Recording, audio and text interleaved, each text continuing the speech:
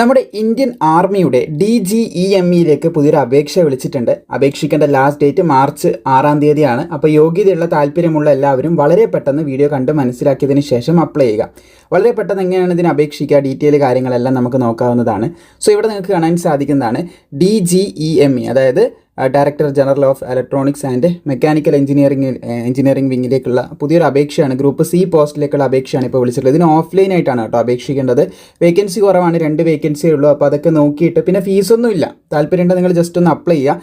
ഈ ഒരു അഡ്രസ്സിലേക്കാണ് നിങ്ങളുടെ അപേക്ഷ അയക്കേണ്ടത്. അതായത് നമ്മളിപ്പോൾ ഒരു കത്ത് അയക്കുകയാണെന്ന് കരുതുന്നത്, ഒട്ടും അറിയാത്തവരുണ്ടാവും, അതുകൊണ്ടാണ് അങ്ങനെ പറയുന്നത്. കത്ത് അയക്കുന്ന രീതിയിൽ നമ്മൾ അപേക്ഷകൾ എഴുതുക, എങ്ങനെ എഴുതണമെന്ന് ലാസ്റ്റ് പറയുന്നുണ്ട്. അപ്പോൾ അപേക്ഷയൊക്കെ എഴുതിയിട്ട് അതിൻ്റെ ഉള്ളിലിടുക, പോസ്റ്റൽ കവറിൻ്റെ ഉള്ളിലിടുക. അതിനുശേഷം ടു അഡ്രസ്സായിട്ട് ഈ ഒരു അഡ്രസ്സ് കൊടുക്കുക. എന്നിട്ട് ഫ്രം അഡ്രസ്സായിട്ട് ടു അഡ്രസ്സ് ഇവിടെയും ഫ്രം അഡ്രസ്സ് നിങ്ങളുടെയും എഴുതിയിട്ട് ഇത് പോസ്റ്റ് ചെയ്താൽ മതി. ഒരു സ്റ്റാമ്പ് ഒട്ടിച്ച് ഇത് പോസ്റ്റ് ചെയ്ത് കഴിഞ്ഞാൽ അപേക്ഷ അങ്ങോട്ട് പോയിക്കോളും. അത്രയേ ഉള്ളൂ. സോ അധികം ഡിലേ ആക്കണ്ട. ഫെബ്രുവരി മാസം തന്നെ അപേക്ഷിക്കാൻ പറ്റുമെങ്കിൽ, ഇപ്പം തന്നെ പറ്റുമെങ്കിൽ, നാളെയായിട്ട് പറ്റുമെങ്കിൽ വളരെ പെട്ടെന്ന് തന്നെ അപ്ലൈ ചെയ്യുക. 6-ാം തീയതി വരെ സമയമുള്ളത് കൊണ്ട് വളരെ പെട്ടെന്ന് അപേക്ഷിക്കേണ്ടതായിട്ടുണ്ട്. ഇവിടെ കാണാൻ സാധിക്കുന്നതാണ് കുക്ക് ഒരു ഒഴിവാണുള്ളത്, ബാർബർ ഒരു ഒഴിവാണുള്ളത്. ഇതിൻ്റെ യോഗ്യത കൂടി നമുക്ക് ചെക്ക് ചെയ്യാവുന്നതാണ്. യോഗ്യത പറയാൻ നിങ്ങൾക്ക് കാണാൻ സാധിക്കും. കുക്കാകുന്ന സമയത്ത് നിങ്ങൾക്ക് 10ാം ക്ലാസ് വേണം. അതിൻ്റെ കൂടെ കുക്കിങ്ങിലുള്ള നോളജ്, ഇന്ത്യൻ കുക്കിങ്ങിലുള്ള നോളജ് വേണമെന്നാണ് പറഞ്ഞത്. സർട്ടിഫിക്കറ്റും ചോദിക്കില്ല. Must have knowledge of Indian cooking and proficiency in trade. ആ ഒരു ട്രേഡിലുള്ള അറിവും ജ്ഞാനമൊക്കെ വേണമെന്നാണ് പറഞ്ഞത്. പിന്നെ ഡിസേബിൾ ആണ് എന്ത് പറയുന്നത്, 1 ഇയർ എക്സ്പീരിയൻസ് ഇൻ ട്രേഡ്. അത് ഉണ്ടെങ്കിൽ മുൻഗണന ലഭിക്കും, ഇല്ലെങ്കിലും പ്രശ്നമൊന്നുമില്ല. 10ാം ക്ലാസ് ഉണ്ട്, നിങ്ങൾക്ക് അപ്ലൈ ചെയ്യാം. പക്ഷേ അതിലുള്ളൊരു അറിവ് വേണം കേട്ടോ. നിങ്ങളുടെ അവിടുന്ന് ട്രേഡ് ചെയ്യിപ്പിക്കും, നിങ്ങൾക്ക് കുക്കിംഗ് അറിയാമെന്നൊക്കെ ഉള്ളത് നോക്കും എന്തായാലും. പിന്നെ അതിൽ 10ാം ക്ലാസ്സാണ് അപ്പം പറയുന്നത് മിനിമം യോഗ്യതയായിട്ട്. പിന്നെ ഇതൊക്കെ ഉണ്ടെങ്കിൽ 1 ഇയർ എക്സ്പീരിയൻസ് ഉണ്ട്, മുൻഗണന കിട്ടും. മനസ്സിലായി കാണുമെന്ന് കരുതുന്നു. അതുപോലെ തന്നെ ബാർബർ പോസ്റ്റ് കാണാൻ സാധിക്കും. 10ാം ക്ലാസ്സാണ് വിദ്യാഭ്യാസ യോഗ്യത. അതുപോലെ തന്നെ നിങ്ങൾക്ക് ആ ഒരു ട്രേഡിലുള്ള അറിവും കാര്യങ്ങളൊക്കെ ഉണ്ടായിരിക്കണം. മുടി മുറിക്കാനുള്ള മിനിമം ഒരു അറിവെങ്കിലും ഉണ്ടായിരിക്കണം. അതുപോലെ 1 ഇയർ എക്സ്പീരിയൻസ് ഉള്ളവർക്ക് മുൻഗണന നൽകപ്പെടും എന്നുള്ളൊരു കാര്യം കൂടി പറയുന്നുണ്ട്. പിന്നെ ഇതാണ് പോസ്റ്റിൻ്റെ സീരിയൽ ലെറ്റേഴ്സ് പറയുന്നത്. അതായത് എയും അതുപോലെ ബിയും. എ പോസ്റ്റിലേക്ക് നൽകപ്പെടുന്നത് ലെവൽ 2 ആണ് പേ സ്കെയിൽ. അതുപോലെ തന്നെ ബി പോസ്റ്റിലേക്ക് ലെവൽ 1 ആണ് പേ സ്കെയിലായിട്ട് പറഞ്ഞിട്ടുള്ളത് എന്ന് പ്രത്യേകം ശ്രദ്ധിച്ചിരിക്കുക.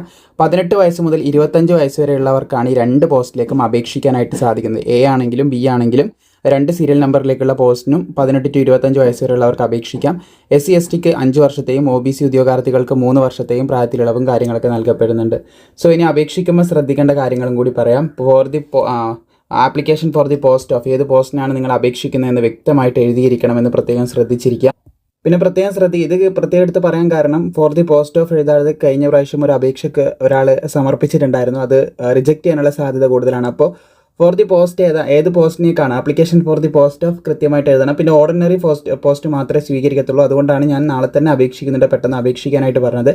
ലാസ്റ്റ് ഡേറ്റ് പറയുന്നത് മാർച്ച് 6-ാം തീയതിയാണ് ലാസ്റ്റ് ഡേറ്റ് ആയിട്ട് പറഞ്ഞത്. ടൈം ഉണ്ട്, പക്ഷേ ഓഫ്ലൈൻ, അതായത് നമ്മുടെ ഓഫ്ലൈനായിട്ട് പോകുന്ന അപേക്ഷ ആയതുകൊണ്ട് സമയം കളയേണ്ട, വളരെ പെട്ടെന്ന് നിങ്ങൾ അപേക്ഷിക്കേണ്ടതായിട്ടുണ്ട് എന്ന് പ്രത്യേകം ശ്രദ്ധിച്ചിരിക്കുക. ഇതിന് എക്സാം ഉണ്ട്. എക്സാം നടക്കുന്നത് നിങ്ങൾക്ക് ഇവിടെ കാണാൻ സാധിക്കും.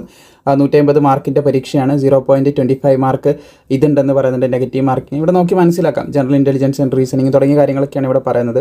ഏതൊക്കെയാണ് പരീക്ഷയ്ക്ക് ഉണ്ടാകുക എന്നുള്ള കാര്യങ്ങളാണ് പറയുന്നത്.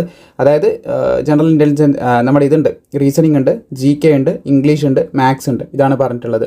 അപ്പോൾ അതിൻ്റെ മാർക്കിംഗ് സിസ്റ്റവും കാര്യങ്ങളൊക്കെ തൊട്ടിപ്പുറം ഒരു ക്വസ്റ്റിന് 1 മാർക്ക് വെച്ചിട്ട് ഇവിടെ കൊടുത്തതായിട്ടും കാണാൻ സാധിക്കും. അപ്പോൾ സെലക്ട് ചെയ്യുന്നവർക്ക് മാത്രമേ അവർ അഡ്മിറ്റ് കാർഡ് അയക്കത്തുള്ളൂ. ആകെ 2 വേക്കൻസിയാണുള്ളത്. അപ്പോൾ ആ വേക്കൻസിക്ക് സെലക്റ്റഡ് ആകുന്നവർ നിങ്ങളുടെ ഡീറ്റെയിൽസ് ഒക്കെ വെച്ചിട്ടാണ് അയക്കേണ്ടത്. അപ്പോൾ അതിന് സെലക്ട് ആകുന്നവർക്ക് മാത്രമേ അവർ അഡ്മിറ്റ് കാർഡ് അയക്കത്തുള്ളൂ. എന്തായാലും ഇതിനെങ്ങനെ അപേക്ഷിക്കുക എന്നുള്ളൊരു കാര്യം കൂടി പറഞ്ഞുതരാം. സോ ഇതാണ് നിങ്ങൾ പൂരിപ്പിക്കേണ്ട അപേക്ഷാ ഫോം എന്ന് പറയുന്നത്. ഇവിടെ ഫോട്ടോ ഒട്ടിക്കുക. അതുപോലെ തന്നെ ഒന്നിക്കുക നിങ്ങൾ എന്ത് ചെയ്യുക, കൈകൊണ്ട് എഴുതുക, അല്ലെങ്കിൽ നിങ്ങൾക്ക് ടൈപ്പ് ചെയ്യാം. എങ്ങനെയാണെങ്കിലും നിങ്ങൾ വളരെ പെട്ടെന്ന് ഇത് അപേക്ഷ ഫില്ല് ചെയ്യണം. ഇവിടെ നിങ്ങളുടെ പേര് എഴുതുന്ന സമയത്ത് ബ്ലാക്ക് ലെറ്റേഴ്സ്, കറുത്ത മഷി പേന കൊണ്ട് എഴുതണമെന്ന് ശ്രദ്ധിച്ചിരിക്കുക. SSLC ബുക്കിൽ എങ്ങനെയാണുള്ളത് അത് കൃത്യമായിട്ട് ഇവിടെ എൻ്റർ ചെയ്യുക. മദറിൻ്റെ നെയിം, ഡേറ്റ് ഓഫ് ബർത്ത്, ഇതൊക്കെ SSLC ബുക്കിലുള്ളതാണ്. കൃത്യമായിട്ട് എഴുതാൻ സാധിക്കും. പെർമനൻറ്റ് ഹോം അഡ്രസ്സും അതുപോലെ തന്നെ നിങ്ങളിപ്പോൾ നിൽക്കുന്നത് തമ്മിൽ വ്യത്യാസമുണ്ട്. രണ്ടും ചിലപ്പോൾ ഒന്നായിരിക്കും. നിങ്ങൾ ഇപ്പം നിൽക്കുന്നതും അതുപോലെ തന്നെ മുമ്പ് നിന്നതും തമ്മിലുള്ള വ്യത്യാസം ഉണ്ടാവും. മുമ്പ് വേറെ ഏതെങ്കിലും ആണെങ്കിൽ ഇപ്പം മാറിയിട്ടുണ്ടെങ്കിൽ അതൊക്കെ കൃത്യമായിട്ട് ഇവിടെ എൻ്റർ ചെയ്ത് കൊടുക്കുക. പിന്നെ ഇതൊക്കെ കൃത്യമായിട്ട് നിങ്ങൾ പഠിച്ച എക്സാമിനേഷൻ, ഇതൊക്കെ നിങ്ങൾക്ക് എക്സ്പീരിയൻസ് ഉണ്ടെങ്കിൽ അത് കൊടുക്കുക. ഇതൊക്കെ കൊടുക്കുമ്പോൾ പ്രത്യേകം ശ്രദ്ധിക്കേണ്ടത്, ക്വാളിഫിക്കേഷൻ ഇവിടെ എന്തൊക്കെ നിങ്ങൾ എഴുതുന്നുണ്ടോ അതിൻ്റെയൊക്കെ സർട്ടിഫിക്കറ്റ് കാണാൻ സാധിക്കുന്നതാണ്. അതിൻ്റെ ഫോട്ടോ കോപ്പി, എഡ്യൂക്കേഷൻ ക്വാളിഫിക്കേഷൻ്റെ ഫോട്ടോ കോപ്പി നിങ്ങൾ എന്ത് ചെയ്യണം, ഇതിൻ്റെ കൂടെ തന്നെ അയച്ചു കൊടുക്കണം. ഒറിജിനൽ ഒന്നും അയക്കരുത്, ഫോട്ടോ കോപ്പി അയക്കണം. എക്സ്പീരിയൻസ് സർട്ടിഫിക്കറ്റിൻ്റെയും കോപ്പി അയക്കണം എന്ന് ശ്രദ്ധിച്ചിരിക്കുക. അപ്പോൾ നിങ്ങളുടെ ഉള്ള ക്വാളിഫിക്കേഷനൊക്കെ കൃത്യമായിട്ട് എഴുതുക. പിന്നെ ഡ്രൈവിംഗ് ലൈസൻസ് ഉണ്ടെങ്കിൽ അതിൻ്റെ നമ്പർ എഴുതുക, പാസ്പോർട്ടിൻ്റെ നമ്പർ അതും കാര്യങ്ങളൊക്കെ ഇവിടെ കൃത്യമായിട്ട് എഴുതി കൊടുക്കുക. പിന്നെ ഇതാണ് നമ്മുടെ അഡ്മിറ്റ് കാർഡ് എന്ന് പറയുന്നത്. അഡ്മിറ്റ് കാർഡ് നിങ്ങൾ ഫില്ല് ചെയ്യുക. ഇതിൽ ചിലതൊക്കെ നിങ്ങൾക്ക് അറിയാത്ത കാര്യങ്ങളായിരിക്കാം, അതൊന്നും നിങ്ങൾ ഫില്ല് ചെയ്യേണ്ട. ഇവിടെ കാണാൻ സാധിക്കും ഫോർ ഓഫീസ് യൂസ് ഓൺലി എന്ന് പറയുന്ന കാര്യങ്ങൾ നിങ്ങൾക്ക് അറിയില്ല, അതൊക്കെ അവർ ചെയ്തോളും.